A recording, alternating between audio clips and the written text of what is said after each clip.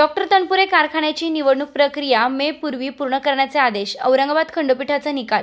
राहुरीच्या doctor बाबा तनपुरे साखर कारखान्याची निवडणूक मे 2025च्या आत कोणतेही कारण न घेता घेण्यात यावी, असे आदेश औरंगाबाद उच्च न्यायालयाचे न्यायमूर्ती शैलेश ब्रह्मे व S.G. मेहरे यांच्या खंडपीठाने दिली असल्याने कारखाना अवसायनात काढून सभासदांची मालकी घालविताना या तालुक्याचं वैभव घालू पाहणाऱ्यांचे स्वप्न न्यायालयाच्या आदेशानं धुळीस मिळाले आहे, अशी माहिती कारखाना बचाव कृती समितीचे अमृतराव धुमाळ व ॲडव्होकेट अजित काळे यांनी पत्रकार परिषदेतून दिली आहे. कृती समितीच्या वतीने आयोजित पत्रकार परिषदेत अमृत धुमाळ, उच्च न्यायालयाचे विधिज्ञ ॲडव्होकेट अजित काळे, अरुण कडू, ॲडव्होकेट पंढरीनाथ पवार, भरत पेरणे, संजय पोटे यांनी विस्तृत माहिती दिली. सन 2022 पासूनच डॉक्टर तनपुरे कारखान्यातील इतर कारभार व इतर बाबींसंदर्भात अमृत धुमाळ व इतर सभासदांच्या माध्यमातून कायदेशीर रीट पिटिशन दाखल होती. कारखाना डॉक्टर सुजय विखेंच्या नेतृत्वाखालील संचालक मंडळाच्या ताब्यात गेली 7 वर्ष असताना अवसायनात काढण्याचा प्रयत्न सुरू होता. यासाठी कारखाना निवडणूक टाळण्यासाठी सतत प्रयत्न केले जाऊन हा कारखाना गिळंकृत करण्याचा डाव दिसून येत होता. मे 2024 पासून कारखाना संचालक मंडळाची मुदत संपली असताना त्याच संचालक मंडळाला पुन्हा मुदतवाढ देण्याचं काम काही शासकीय अधिकाऱ्यांनी राजकीय दबावातून केलं. कारखाना जिल्हा बँकेच्या ताब्यात येऊन भाडेतत्वाच्या निविदा काढून त्यानंतर अवसायनात काढण्याचा घाट घालण्यात आला. न्यायालयानं आदेश देऊन 2023 मध्ये प्रशासकाची नियुक्ती केली गेली. उच्च न्यायालयानं आपल्या 16 पानी निकालपत्रात कारखान्यात प्रशासक नियुक्ती, संचालक मंडळाला दिलेली मुदतवाढ व इतर आदेश बेकायदेशीर ठरवले आहेत. उच्च न्यायालयानं जिल्हा उपनिबंधक अहमदनगर यांना कारखाना निवडणूक त्वरित मे 2025 पूर्वी घ्यावी व अवसायनाची कार्यवाही पूर्णपणे थांबवावी असे आदेश दिले आहेत. कारखान्याबाबत चुकीचे बेकायदेशीर निर्णय घेतले त्यांचीही चौकशी SIT मार्फत करण्याची मागणी न्यायालयात करणार असल्याची माहिती ॲडव्होकेट अजित काळे यांनी यावेळी दिली आहे. SRB न्यूजसाठी राजेंद्र उंडे, राहुरी.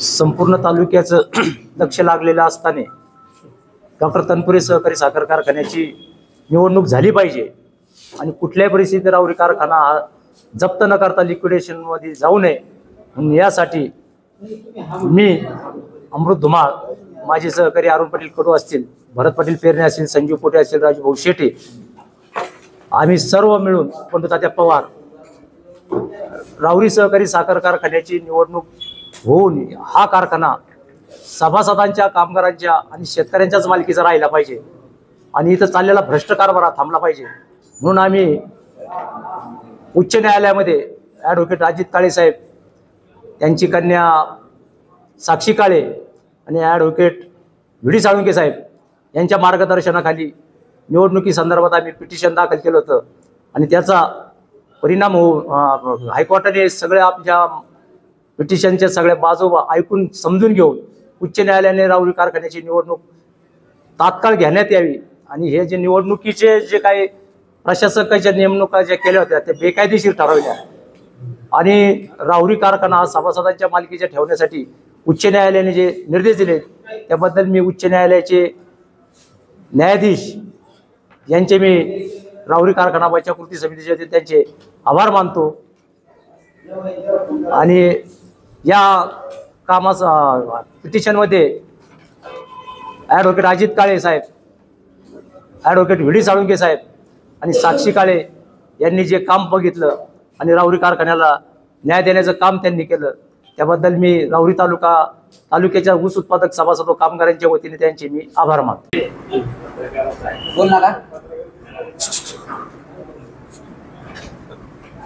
माननीय उच्च न्यायालयाने 7 दिवसापूर्वी आज त्याचा निकालपत्र आमच्या हातात मिळालंय. राहुरी कारखान्याच्या संदर्भात एक मोठा निर्णय घेतलाय आणि खऱ्या अर्थाने हा निर्णय ऐतिहासिक असा निर्णय आहे की सहकार खात्यामध्ये चाललेला जो काही भ्रष्ट कारभार आहे त्याला काही अंशी का होईना या निर्णयामुळे चाप बसणार आहे. उच्च न्यायालयापुढं अमृत धुमाळ यांच्या माध्यमातून 2022 सप्टेंबरमध्ये आम्ही एक याचिका आणली होती. त्या याचिकेचा मूळ उद्देश होता की ज्या संस्थेची मुदत कायदेशीरदृष्ट्या जून 2021 मध्ये संपलेली आहे त्याच्या निवडणुका झाल्या पाहिजेत. दुसरी मागणी होती की निवडणुकाला जो उशीर झालेला आहे त्या उशिराला कारणीभूत असलेल्या लोकांवर कार्यवाही झाली पाहिजे. तिसरी गोष्ट होती की जी मॅनेजिंग कमिटी बेकायदेशीरपणे पुढं काम पाहत होती त्यांना थांबवलं गेलं पाहिजे आणि जो कारखान्यामध्ये वेगवेगळ्या पद्धतीने मुरमाच्या बाबतीत असेल किंवा विदाऊट क्रशिंग लायसन्स कारखाना चालवला गेला त्याच्या माध्यमातून असेल, तर ह्या सगळ्या विषयाला धरून आम्ही एक याचिका कोर्टापुढे आणली होती. त्याच्यातली मेन मुद्दे आमचे असे होते की पहिल्यांदा आम्हाला ह्या कारखान्याची निवडणूक लागली पाहिजे, आणि दुसरा सगळ्यात महत्त्वाचा मुद्दा होता की अधिकाऱ्यांनी पदाचा दुरुपयोग करून, कायद्याची पायमल्ली करून आणि फक्त काही लोकांच्या इच्छेखातर जे काही निर्णय घेतले ते निर्णय रद्द झाले पाहिजे. या भूमिकेतून उच्च न्यायालयापुढे प्रकरण चालू होतं. प्रकरण चालू असताना कोर्टाच्या असं लक्षात आलं की जी बॉडी आहे त्या बॉडीला इथं थांबण्याचा अधिकार नाही. कायद्यामध्ये 1 वर्षापेक्षा जास्त कोणती बॉडी थांबू शकत नाही, आणि म्हणून कोर्टाने ज्यावेळेस तंबी दिली त्यावेळेस त्यावेळेसचे जॉईंट रजिस्ट्रार होते भालेराव, त्यांनी पत्र दिलं की आम्ही या कारखान्यावर आता ॲडमिनिस्ट्रेटर आणतोय, आणि त्याच्याप्रमाणे ॲडमिनिस्ट्रेटरची ऑर्डर झाली. ती साधारण 2023ला ती ऑर्डर झाली. असं होऊन देखील सातत्याने शासनाने वेगवेगळ्या पद्धतीने, म्हणजे कोविडचं कारण सांग, निवडणुकीचं कारण सांग, स्थानिक स्वराज्य संस्थांची निवडणुकाचं कारण सांगा, या न त्या कारणाने ही निवडणूक कशी लांबवता येईल याचं पूर्ण दखल घेतली, आणि त्याच्यामुळं निवडणुका होऊ शकल्या नव्हत्या. परवाच्या दिवशी कोर्टाने या सगळ्या गोष्टी आपल्या 16 पानी निकालपत्रामध्ये स्पष्ट केल्या की या कारखान्याला मुदतवाढ जी देण्यात आली ॲडमिनिस्ट्रेटरला ती पूर्णपणे बेकायदेशीर आहे. त्या सगळ्या ज्या ऑर्डर्स होत्या त्या ऑर्डर कोर्टाने रद्द केल्या. खास करून याच्यामध्ये महाराष्ट्रामध्ये जे सध्या चालू आहे की कारखाना भाडेतत्वावर द्यावा लागतो, कारखाना विक्रीची परवानगी राज्य शासनाने आता बंद केलेली आहे, आणि त्याचा एक पळवाट म्हणून या कारखान्याला लिक्विडेशनमध्ये काढण्याची एक कार्यवाही अधिकाऱ्यांच्या माध्यमातून झाली की जी पूर्णपणे गरज नसताना सुरू झालेली कार्यवाही होती.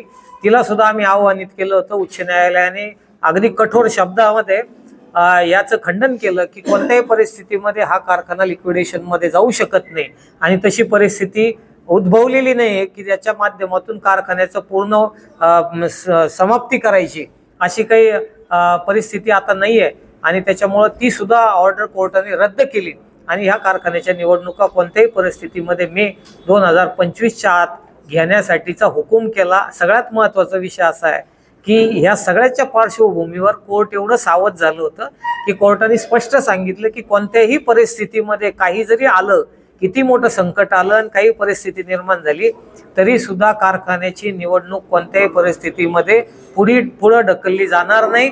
25 मे 2025 ही ज्याच्या कारखान्याच्या निवडणुकीचं शेवटची मुदत राहील. त्याच्या आतमध्ये कोणत्याही परिस्थितीत नवीन संचालक मंडळ कारखान्यावर आलं पाहिजे अशा स्वरूपाचा निकाल उच्च न्यायालयाने दिलेला आहे. ताज्या बातम्यांसाठी आणि नवनवीन अपडेट्ससाठी SRB न्यूजला सबस्क्राईब करा आणि बेल आयकॉनला प्रेस करा.